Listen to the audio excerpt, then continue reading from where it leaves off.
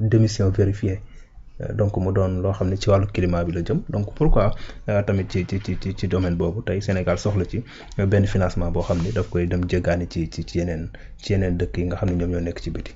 waaw bii c'est un peu différent bii différence bi mooy Sénégal mooy day jaay sax. C'est un partenariat entre le Sénégal ak Norvège. Norvège ku ne xam na ni zone bi mu nekk tey parce que c'est l'Europe du Nord. jege trop le pôle. Nord. Donc nga xam ni menace climatique yi ñuy wax bis bu fekkee ne dafa arrivé ñoom bokk nañ ci ñu koy njëkk a subir parce que tey climat bi ñuy wax naan dafa nekk di réchauffé wu dafa nekk di tàng bu tàngee première conséquence mooy ce qu'on appelle la fonte des glaciers.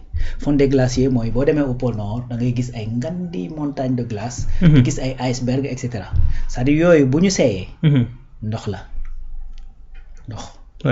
ndox moom bu seeyee dafay am une partie boo xam ne day évaporé wu le cycle de l'eau une partie boo xam ne day évaporé wu dem ci asamaan si après bu demee ci asamaan si après mu nekk nuage après mu tawaat bu tawaatee évaporé wu cycle de l'eau mais daf ci am une partie boo xamante ni moo gën a bari boo xam ni ben ça va pas s'évaporer ça va pas disparaître dafay dugg ci géej gi c'est-à-dire glace boo ko tegoon fii ab glace bis bu demee ba seey boo ñëwee doo fekk glace da nga fiy fekk ndox mu taaje kon ndox moomu nekk ci glace boobu bis bu seeyee dafay dugg ci océan yi ci géej gi bu duggee ci géej li muy def mooy géej gi dafay yokk bu géej gi yokkee c'est-à-dire dafay niveau de la mer bu yokkee mooy ne il faut mu am fu mu déverser kon day ñëw ci les parties nu ma koy tuddee immergées yi nga xamante ni ñu ngi nekk ci kaw te ku ne xam na ni le globe terrestre est composé de 71% d'eau donc 29% yi rek ñooy ay suuf yi ñu mën a dëkk te ci suuf yooyu sax am na joo xam ne mënuñu ci dëkk ndax ay montagnes la yi ay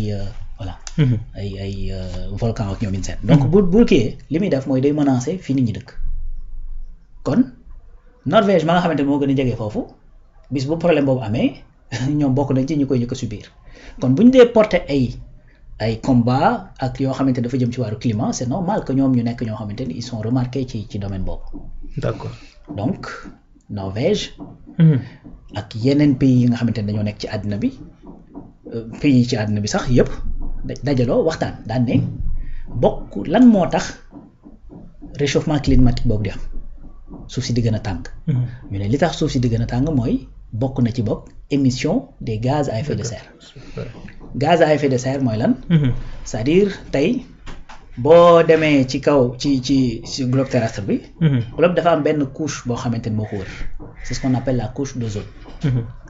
Couche d'ozone boobu liy njariñam mooy dafay filtrer les rayons solaires ndax jant bi tàngaay bi mu tàng bu fekkoon couche d'ozone amul c'est-à-dire dund fii ci kaw suuf du mën a nekk. ndax tàngoor bi muy tàng. moom moo koy atténuer. Absolument. léegi les gaz à effet de serre. dañuy def ay poches dañuy bënn couche d'ozone boobu.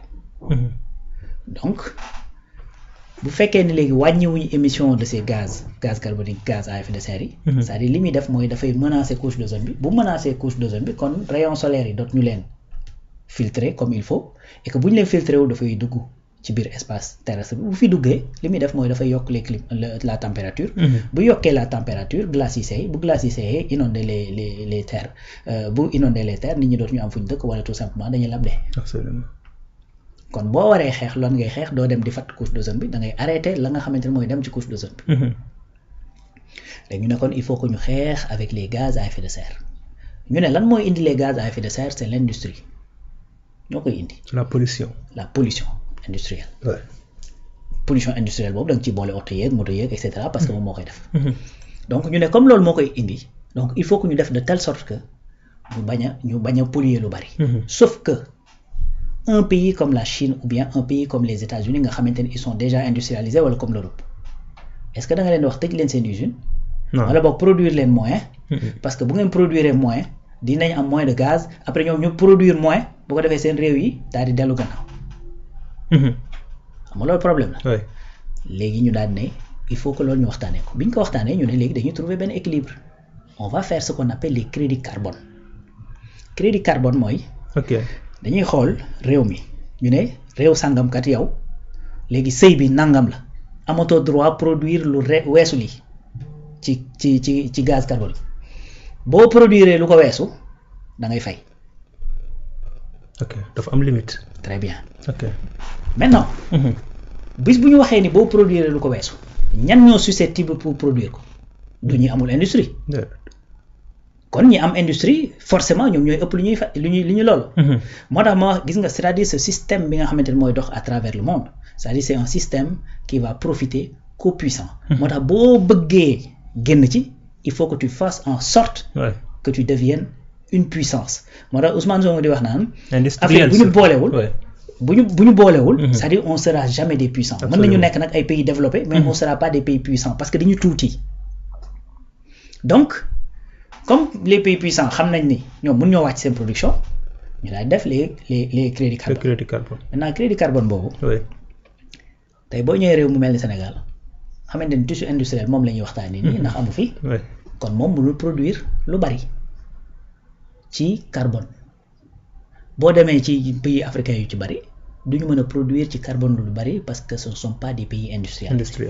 tout à fait léegi pays yi nga xamante ne dañuy am lu bari li ñuy def mooy dañuy ñëw ci pays yooyu li may expliquer nag c'est un peu long mais j'espère que les gars ñu ngi suivre je vous suis oui dañuy dem pays yi nga xamante ne par exemple boo jëlee ñu ne par exemple la Chine wala ñu ne par exemple Norvège ñu ne léegi ñun kat dañuy dépasser seuil bi à chaque fois léegi bu ñu dépassé seuil bi nan la ñuy def est-ce que dañuy tëj suñu usines yi ça peut pas se faire waaye am na koo xamante ni moom du dépasser mukk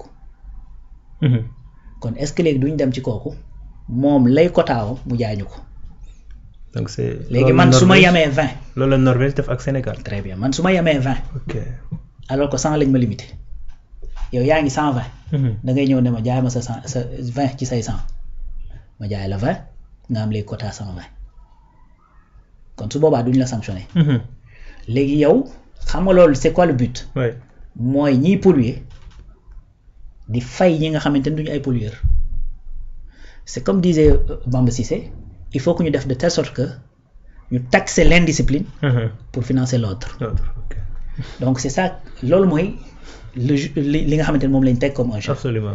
Et puis ça va profiter ci ñi nga xamante ne c'est des pays industriels mais quelque part ça peut être un désavantage pour des pays qui sont pas industrialisés. Pourquoi? Parce que bu fekkee da ngay jaay crédit carbone ben mu lay jural alal ju bari tu seras tenté de rester fi nga rester pour bañ a am plus de production de carbone. te boobaa changement climatique mën na la kii. su boobaa tu t'industrialises pas puisque boo industrialiser sa crédit carbone day yéeg. Ouais. comprendre nga wax bi. D'accord. moo tax gis nga affaire toujours da ngay gis ne day am avantage fii mais mën naa am dëgg sërëx de l'autre côté. Absolument. Parce que tey ki nga xamante ni crédit carbone am lay jaay parce que industrialisé wul bis bu industrialisé amatul crédit carbone bu mu jaay.